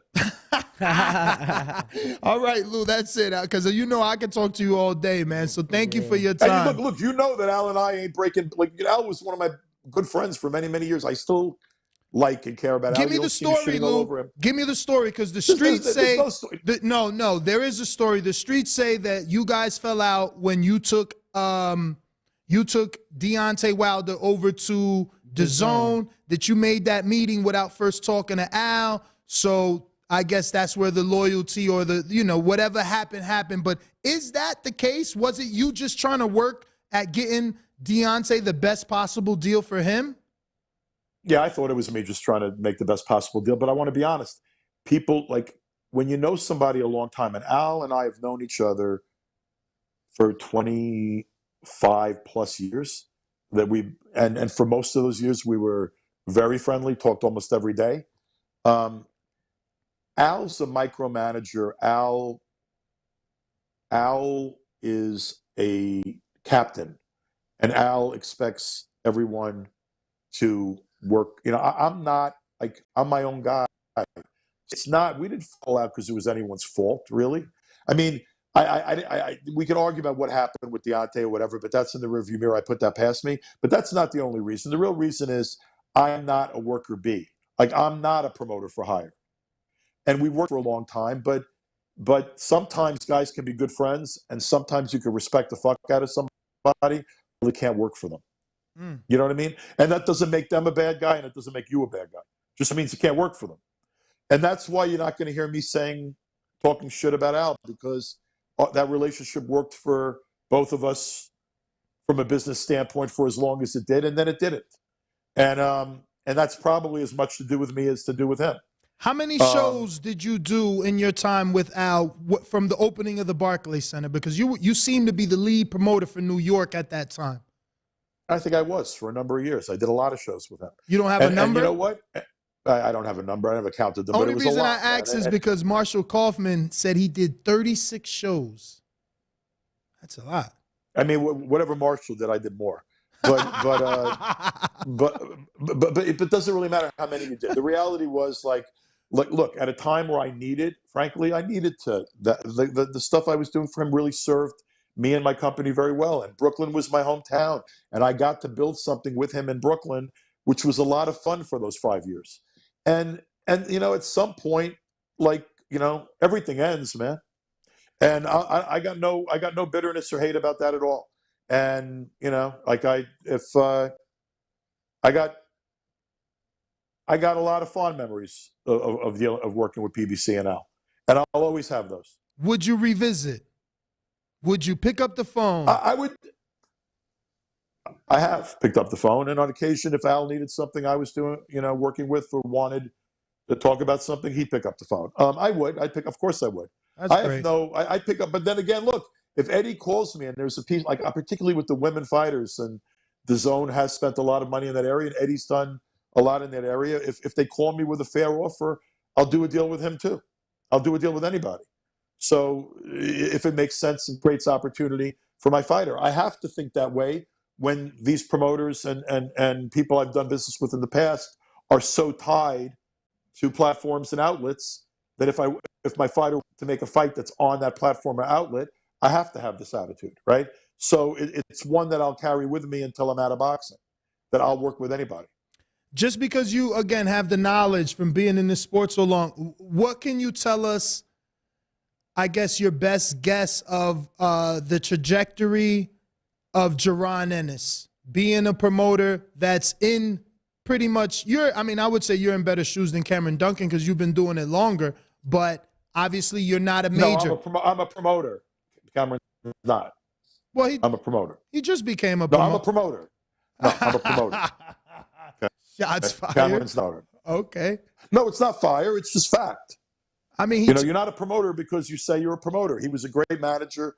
He was a manager for a lot of years. He managed fighters. He still knows how to manage fighters. He doesn't put on boxing shows. So he's not a promoter. Well, but, you know why he became a promoter, look, right? It is what it is, dude. Most of the fights have been on PBC kind of fight cards, and Showtime has made Boots a Showtime fighter, which he deserves to be, because if you ask me who are the best prospects in boxing, you cannot leave Boots Ennis out of that list. And I think right now he'd be a problem for Crawford or Spence. I'm not saying he'd beat both of them or either of them necessarily, but I wouldn't make him a no-hoper against either one. I don't think there's anybody in the world at his weight class that Boots Ennis wouldn't present a problem for right now. What's his trajectory with Showtime behind him?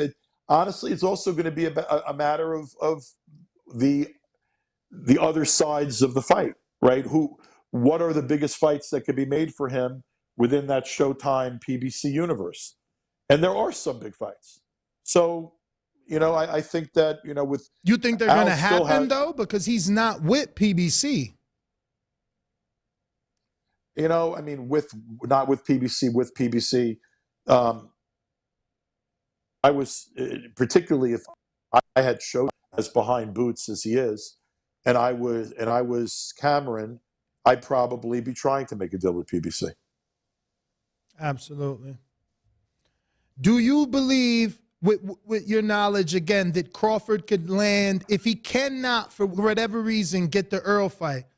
Is a Jermell Charlo fight still a possibility, or a Jaron Boots Ennis, or are those off the table because it's like loyalty? You know. No, it's not about loyalty, man. It's about money and expectations, and there's no way in the world that ever be a Boots Ennis fight economically if you can't make a Spence fight, and there's no way in the world there's going to be. What was the other one you mentioned? Jermell Charlo, because Crawford's adamant about moving up. No, I mean, if Crawford's adamant about moving up, then he makes a deal. Look, who has Charlo? Al. Okay. Who has Errol? Al. Good. Go make a deal. So that's what I'm saying.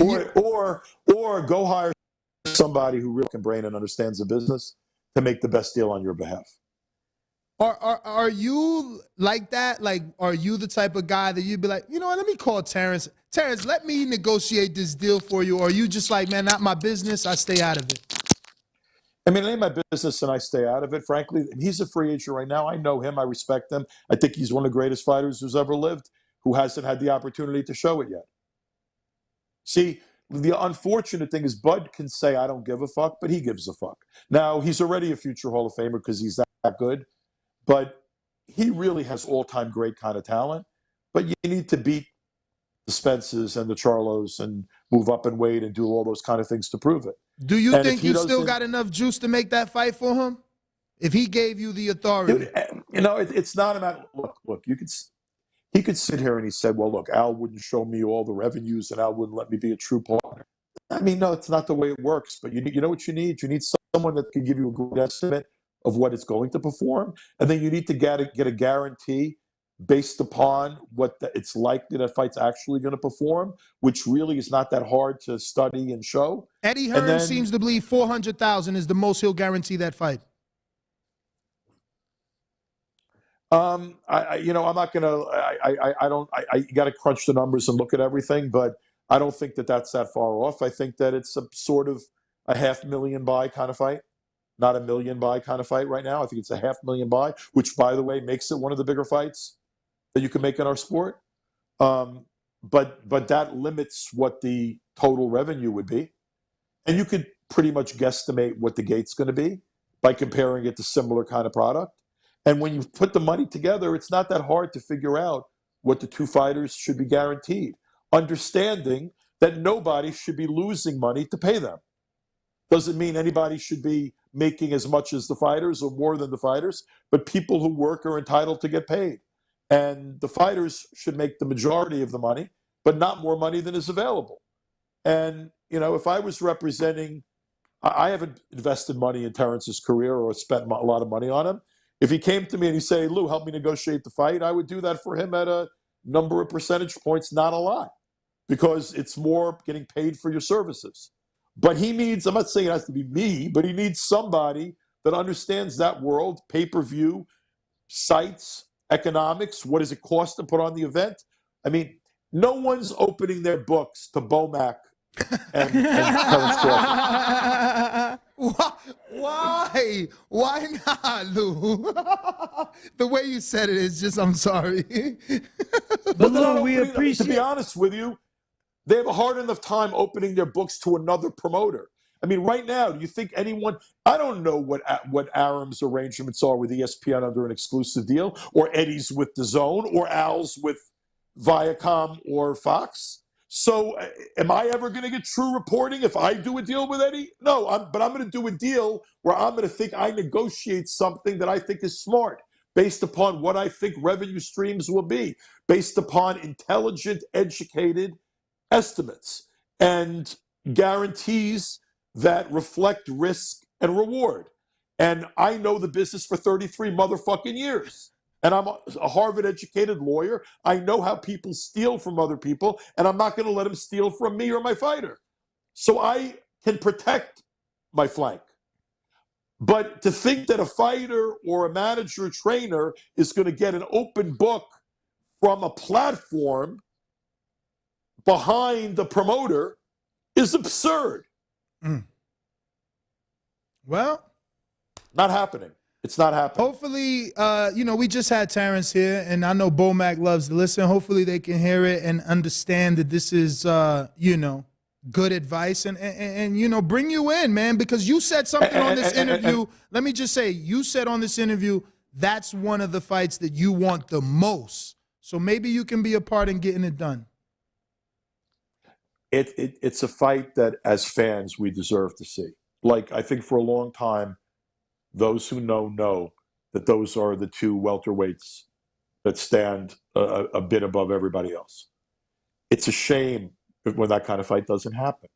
I'll always look at, like, my career, and one of the little things in the background that'll always bother me is that when I was at HBO, I never got to make Bo and Lewis. And that when I was working with PBC, oh wow, that was under your time. Yeah, back that was under my time, and also that we never saw undefeated AJ against undefeated Deontay, which would have been the best fight in that division. Damn, Lou, that's crazy. How are you historically responsible for both? Fucking. Oh, I'm not historically responsible for both not happening, but I was there for both not happening. I mean, you're the promoter in both fights. No, I wasn't. Back when Bo and Lewis were fighting, I was Oh, the executive. Right, okay. Right. I signed Lewis to his HBO contract. I signed Bo to his HBO. And I tried for years to make that fight happen. And for numerous times I thought it was done. And then for one reason or the other, it didn't happen. It's crazy because I called AJ Wilder the new Bo Lewis, and Eddie got so mad he jumped on the show for that. And look, it is, though. We're never getting that, man. Well, look, you might get it. I mean, look, I'd still like to see it now because it would still be, in my mind, the most interesting fight. I mean, AJ ain't beating Fury if Fury's right. He's not beating him. And we already know that AJ can't beat Usyk.